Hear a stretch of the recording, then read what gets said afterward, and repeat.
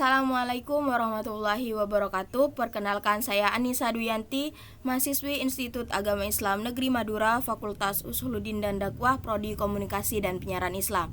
Nah, kali ini saya akan membahas tentang metode peninggalan dan penemuan hukum Islam.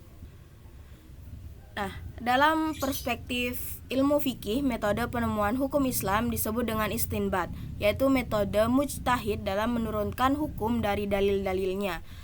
Istinbat ini merupakan suatu metode yang digunakan oleh ulama untuk mencari hukum Islam yang benar atas suatu perkara berdasarkan dalil-dalil. Nah, hukum Islam itu adalah jalan yang dilalui manusia untuk mencapai Allah. Hukum Islam atau hukum syariah mencangkup segala sesuatu hukum atau peraturan yang dimaksudkan untuk mengatur segala urusan umat Islam ketika berhadapan dengan dunia dan akhirat. Nah, ijtihad adalah upaya sungguh-sungguh untuk memanfaatkan pemikiran dan merumuskan dan juga menetapkan hukum dalam hal-hal yang belum ditentukan dalam Al-Quran dan Sunnah. Ijtihad ini mendorong para ulama untuk terus meneliti dan mengembangkan ilmu keislaman sehingga dapat memperkaya khazanah ilmu keislaman. Karena ijtihad ini memerlukan ilmu pengetahuan yang mendalam dan kemampuan memahami teks-teks Al-Quran dan Sunnah dengan baik. Syarat-syarat ijtihad itu ada 3. Yang pertama, memahami ayat-ayat hukum Al-Quran. Yang kedua, memahami hadis-hadis tentang hukum. Yang terakhir, memiliki pengetahuan tata cara penalaran yang baik dengan bentuk argumen. Sekarang kita beralih ke ittiba. Ittiba itu dari segi bahasa berarti menurut atau mengikuti, sedangkan yang diikuti disebut muttabi.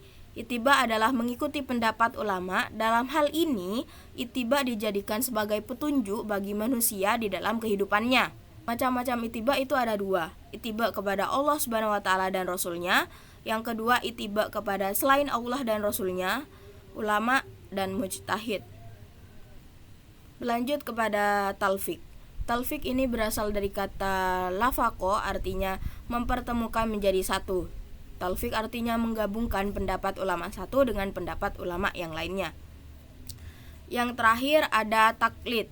Kata taklid mempunyai kata kolada yang berarti kalung. Jika yang dijadikan kalung adalah pendapat atau perkataan seseorang, berarti yang memakainya akan begitu saja mengikuti pendapat orang tersebut tanpa mempertanyakan alasannya. Taklid ini artinya mengikuti pendapat orang lain tanpa memahami dalil-dalil yang mendukung pendapat tersebut. Nah, di dalam Islam, taklid ini berarti mengikuti pendapat ahli hukum atau imam tanpa mengetahui dalil atau sumber hukumnya.